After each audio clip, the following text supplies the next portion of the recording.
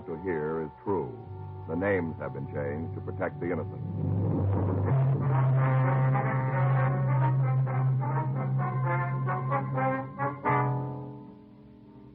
You're a detective sergeant. You're assigned to robbery detail. You get a teletype warning you that 2 hold-up men are heading for your city. You know they're armed and dangerous. Your job? Be ready for them.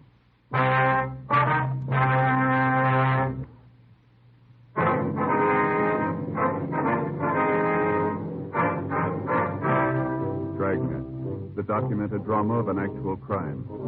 For the next 30 minutes, in cooperation with the Los Angeles Police Department, you will travel step by step on the side of the law through an actual case transcribed from official police files. From beginning to end, from crime to punishment, Dragnet is the story of your police force in action.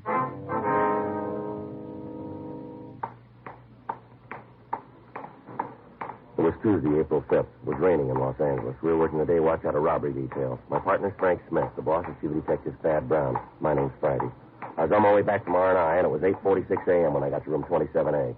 Squad room. Frank? Yeah, Joe. Back here. How about it? Turn anything? Yeah, a couple of names. None of them matched the descriptions. Mm-hmm. When are the mugs supposed to be in? This afternoon's mail, they said they were sending them there special.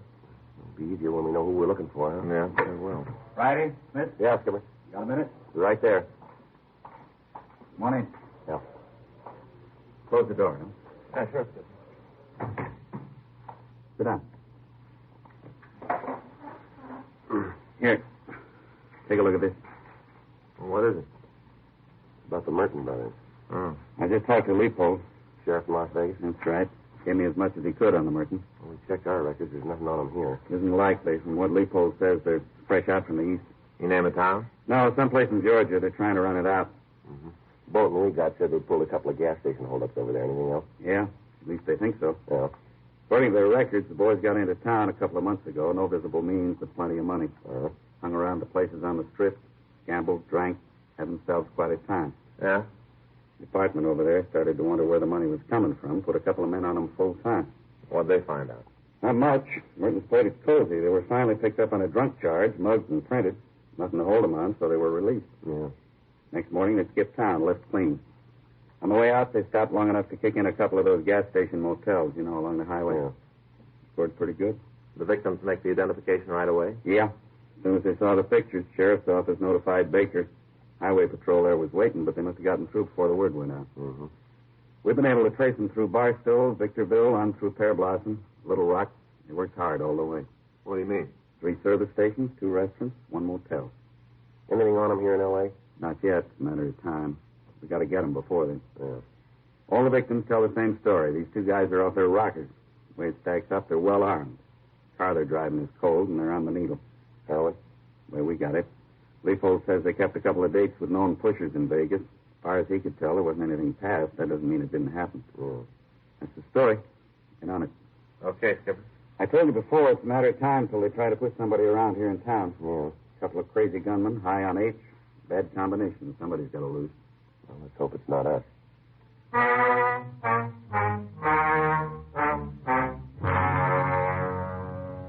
Ethan Gifford Merton, WMA, 27 years, 5 feet 8 inches, 155 pounds, and his brother, Grady James Merton, 24 years, 5 feet 6, 152 pounds, arrived in Los Angeles on the morning of April 5th.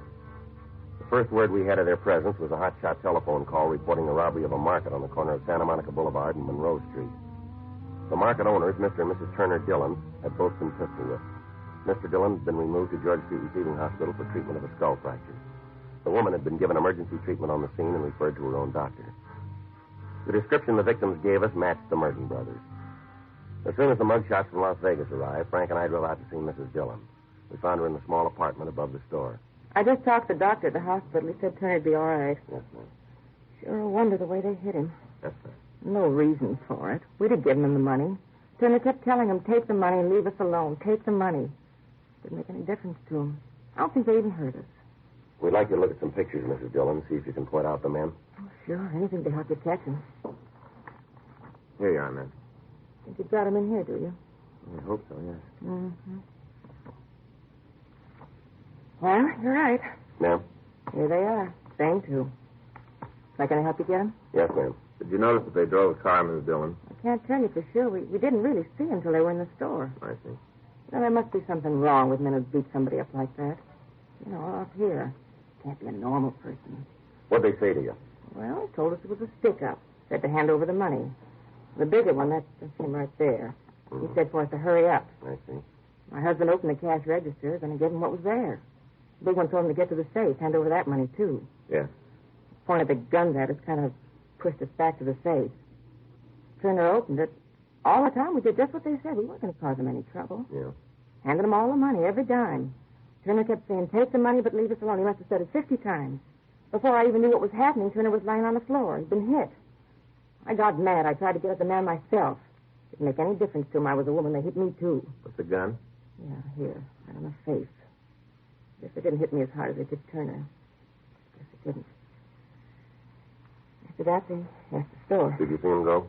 Not too good. To tell you the truth, I was more concerned with taking care of my husband than paying attention to them. Mm-hmm. Couple of hoodlums. I don't know where men like that come from. Must be something wrong with the way they were brought up. Yes, ma'am. Truth come out, it'll probably be their parents who ought to be in jail, not the boys at all. Well, you might be right. So it's not the boys' fault. Well, we'll settle for him.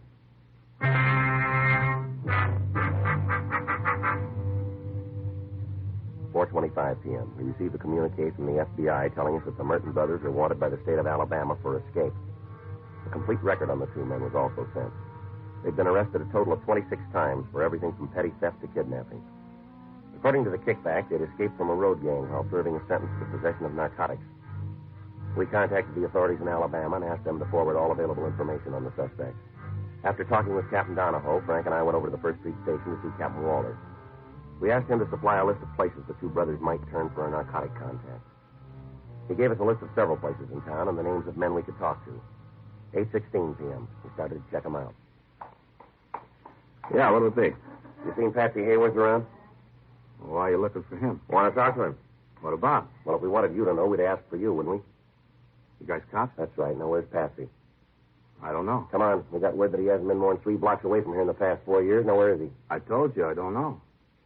You're not being smart, mister. Hey, back room. Is he alone? Yeah, as far as I know. What's he doing? Nothing different, playing solitaire. All right.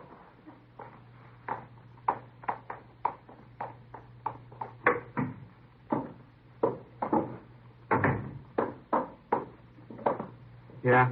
You want something? You Patsy Hayworth? That's right. Sit down. I know you. I don't think so. You're in the wrong room. Police officers, we got some questions for you. That don't guarantee the answers. It's a start. Go. You heard from the Merton brothers? Who? Grady and Ethan Merton. No name. You don't know them. Red Queen and the Black King, and I could turn him over. That's the baby I've been looking for. It's the first time today. Is that so? Yeah, first win. Too bad I didn't pay for the deck. I'd have made a killing. All right, now, come on, Hayworth. What do you know about the Mertons? I told you nothing. Now, why come to me? A lot of other guys in town. They're going to need 8. The way we got it, you can steer them to it. Old friends again. All right, get your coat. Why? Let's take a ride. For what? We can't talk here. Let's go downtown. Well, it's a nice place. There's nothing wrong with right here. All right, then, what do you know? What's in it for me? Why? Well, information like that ought to be worth something. You know we can't do anything for you. Come on, let's go. Well, how long do you figure you're going to be able to hold me? Long enough. How do you make that? Well, I'll tell you. We'll take you downtown, process you, pass the word you copped out. Told us about a half a dozen people in town. Thing like that gets around, you're going to be in trouble. You'll come back with what we want to know. Well, that's kind of crummy. It almost builds the blackmail. Now, you called it. We didn't. You'd really do that? We would. All right. You crossed out all the roads. What do you want to know about the Mertons? You know I met them yet. Where? Place down the street. When? Last night. What is it, a bar or hotel? them. Hotel. Are they there now? No, we just used the room to meet. You know where they are? No. What they want? You called it H. You do him any good? No, I told you the truth. I'm not pushing anymore. Why'd they come to you? Heard I could turn them on. What'd you tell them? Oh, said I couldn't help him. I told him I'd try and line something up. Stall. You know, I don't want any part of that action. Even if I could have a piece of it, the answer would be no. Why? Well, these guys are too far out. They must be shooting 7, 8 caps a day. Guys spend most of their time cooking. They're out of their skull, these Yeah. guys. Mm-hmm. You got anything that'll help box them in? I don't know. Hey, maybe the broad. What do you mean? Well, they're dragging a broad with them, a big one. Must be 6'2" in her stocking. You know her? I've seen her around. Where? Used to hustle drinks downtown. Got too rough for some of the managers. They tied the can to her. She's been floating for a couple of months. Ties into some guy who'll pay the bill. As soon as he wises up, she drops and goes on the prowl. She got an address? Oh, I can't name it. Some flea bag on Fifth, I think. She a hide? I don't know. She might chip you with it. Not steady enough. Mm-hmm. But she's smart, you know. How you look, she'd do real good. One of the homeliest women I ever met. Is that so? Yeah, looks like she should be wearing a bridle. Where can we get in touch with her? Well, it's hard to say since she's running with the Mertens. Yeah. You might try the Ten of Hearts. Where's that? The dive on 6. She used to show for the place. When they kicked her out, she went freelance. She still hangs around, I think. All right. How'd you leave it with the Mertens? Huh? They going to contact you? I don't know. They might. Want me to call you if they do? Yeah, we'd appreciate that. Okay. You got a card? Here. Thanks. I'll give you a ring. All right, Hayward. We'll hear from you, right? Yeah. There you are, you see? What? You should have banked the game. I lost. No, you didn't. Huh? You won.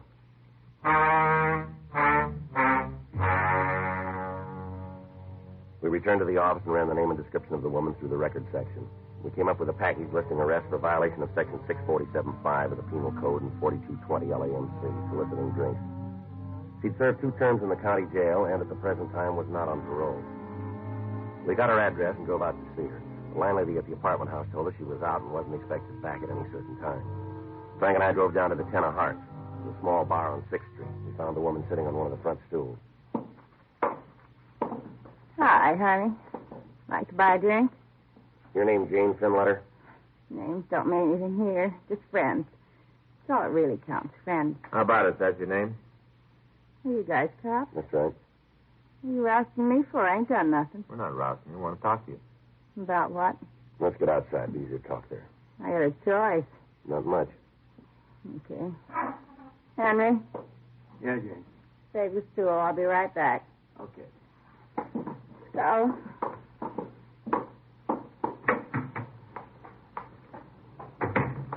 Right out here. We can talk in the car. yeah. Go ahead, get in.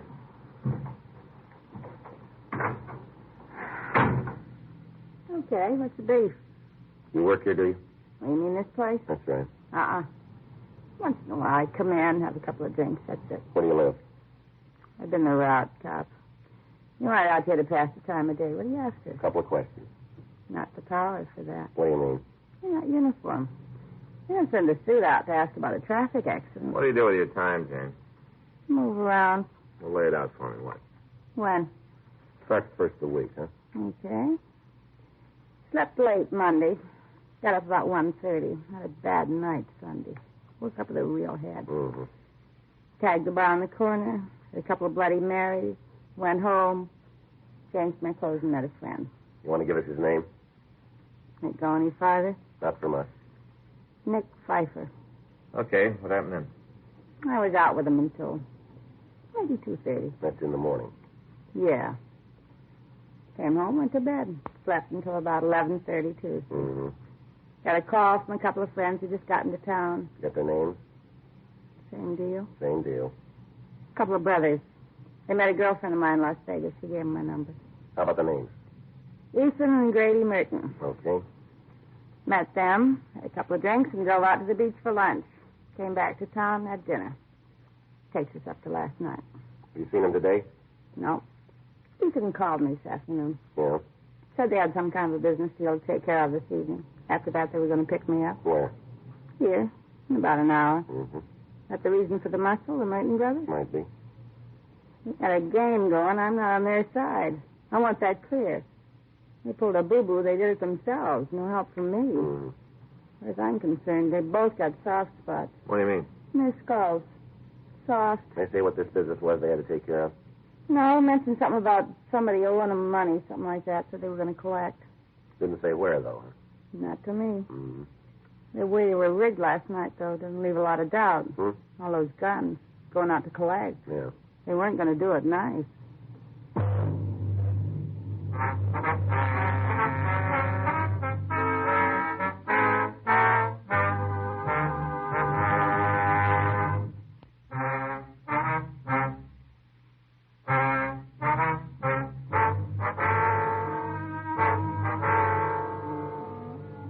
We called the office and told them what had happened. Another team of men were sent out to help us cover the place.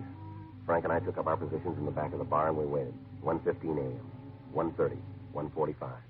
What do you think, Joe? I don't know. They decided not to show up. That's possible. Yeah.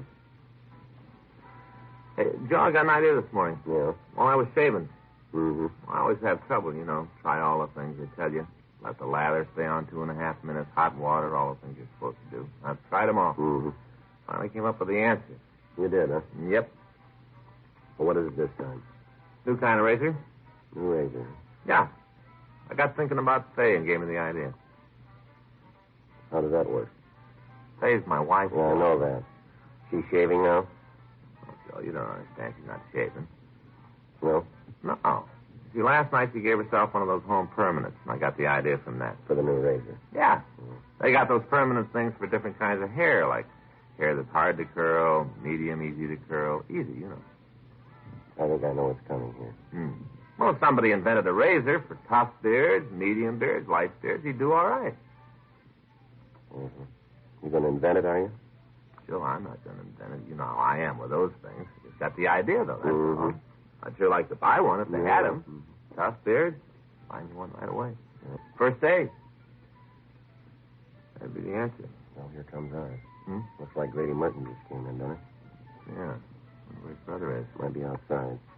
Wait a minute before we move. Mm-hmm. He's talking to the thin letter woman. Yeah. Yeah, it's starting to leave. Let's go. We'll take him outside. Right.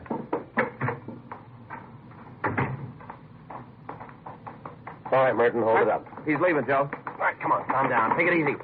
Leave me alone. Police officer. Take it easy. All right, now, come on, Merton. Get up. Come on. Now, get over there by the wall. Now, stand still. Hey, Joe. Luger. Hurting still. Yeah. All right, put your hands down the back. What are you shoving me around for, cop? You're going to be sorry about... Where's your brother? You find him. You got a fat mouth, mister. Now, where is he? I won't lead you to him. Got him, huh? That's right. You turned him on, didn't you? You talk to me. Guys like you always causing trouble. Ah, you cheap bum. I don't know what he's been seizing. You're sure going to be sorry when he hears about this. Tell him to stay away, too. He'll get you. You can't dig far enough to get away. He'll find you and pay you back. All right, that's enough. Now, let's go. You tell her. She's going to collect interest on it. She'll be sorry. Not alone. Huh? She'll have company.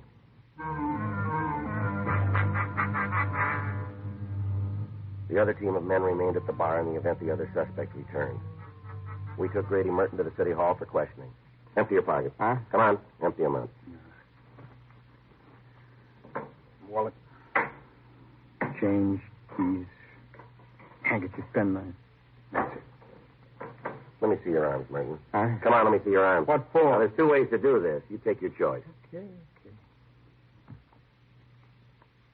All right. When'd you have your last pop? You got to prove it. That won't be hard. All we got to do is drop you in an ISO cell and you'll be screaming for it. Sure. You get all the money you can on that. I'll book it myself. Let me see the wallet. There's nothing wrong with your reach. This the pink slip on your car? Yeah. Bought it in Nevada? That's what it said. Yeah. What are those keys for? Nothing. I just like to carry them. Stand up. Now, what happens now? You hit me? Turn around. Forgot something, didn't you, Merton? Huh? Key here. What's it for? I never saw it before. Hendricks Arms Hotel. Is that where you've been staying? I'm not going to say anything anymore. You want me to talk? It's got to be with a lawyer. All right. I know my rights. You can't make me say nothing more. You don't have to. Huh? We got all we need.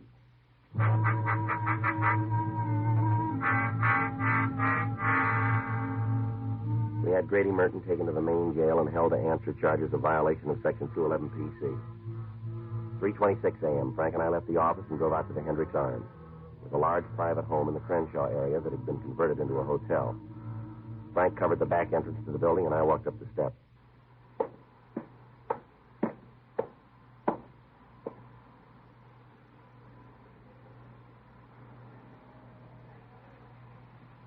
Just a minute. I'm coming. You know, it's 3:30. Hope you got a good reason coming around here this time of night. Police officer, can you tell me who's registered in room 5C? What for? Police business. Listen, mister, this is a clean place. There's no trouble. Now, that's the way I run it. That's the way I want it to Yes, stay. sir. Now, who's in room 5C? A couple of guys. What are the names? I don't know, Smith or something. Wife rented the room to him. Only seen him a couple of times. All right, does one of them look like this picture? Come in here while I get some light, huh? All right. Now then, let's take a look. Oh, this the fellow here? That's right. Well, yes. Guess that's one of them. Yeah. Is he in now? Well, I wouldn't have any way of knowing that. Tenants come and go as they please. See, as long as they don't let the water run, don't have no loud parties, we don't bother. Where is the room? There's the third floor rear. Okay. This hall go to the back door? Yeah, you got to go through the kitchen. Say, can you tell me what this is all about? It'd be better if we didn't. You going to be in shooting? I don't think so. Well, if there is, I can give you a hand. I got a 12-gauge room. I used to hunt ducks. I can get it if you give No, me a sir, hand. that won't be necessary. All right, thanks. Is he here? Don't know yet. Is there any back stairs? Yes, sir. Right through there. Looks like a closet, but you open another door and you can go on up. All right, sir. Do you have a key to the room? Yeah. Here you are. Want me to go with you? Might be better if you stayed here. Yeah, well, I'll get my gun and guard the front door. He won't get out. I'll guard it.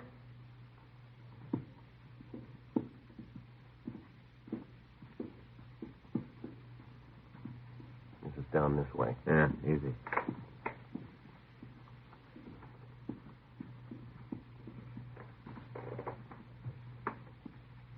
No noise. No. You all set? Yeah. Locked.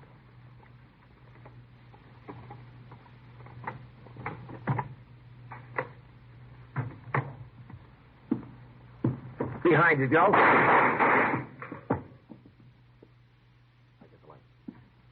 right, what are you doing? Hi, Jack, what are you guys doing Get here? up. Come on up. All right, how'd you get to me? How'd you do it? We did. I should have killed you all the time in the world, and I didn't do it. I should have killed you. Yeah, you should have. Perfect shot, and I couldn't do it. No reason at all. Wouldn't have cost me any more. That's so? Yeah, sure, they never executed anybody in this state for killing a cop. Wouldn't have cost me any more. You got a bigger bill than you can pay now. Come on.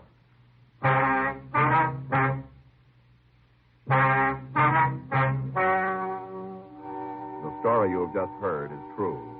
The names were changed to protect the innocent. On August 18th, trial was held in Department 98, Superior Court of the State of California, in and for the County of Los Angeles. In a moment, the results of that trial.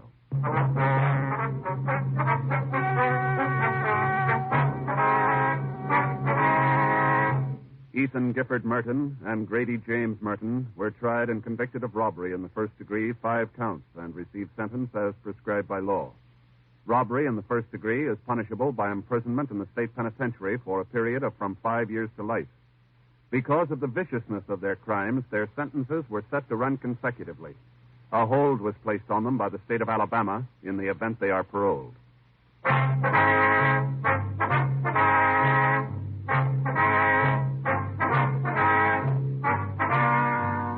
You have just heard Dragnet, a series of authentic cases from official files. Technical advice comes from the Office of Chief of Police W.H. Parker, Los Angeles Police Department. Technical advisors, Captain Jack Donahoe, Sergeant Marty Wynn, Sergeant Vance Brasher. Heard tonight were Ben Alexander, Herb Ellis, Virginia Gregg, Vic Rodman, Bert Holland. Script by John Robinson. Music by Walter Schumann. Hal Gibney speaking. Watch an entirely different Dragnet case history each week on your local NBC television station. Please check your newspapers for the day and time. Chesterfield has brought you Dragnet, transcribed from Los Angeles. You've been listening to the OTR Gold Network. Find more classic radio at otrgold.com.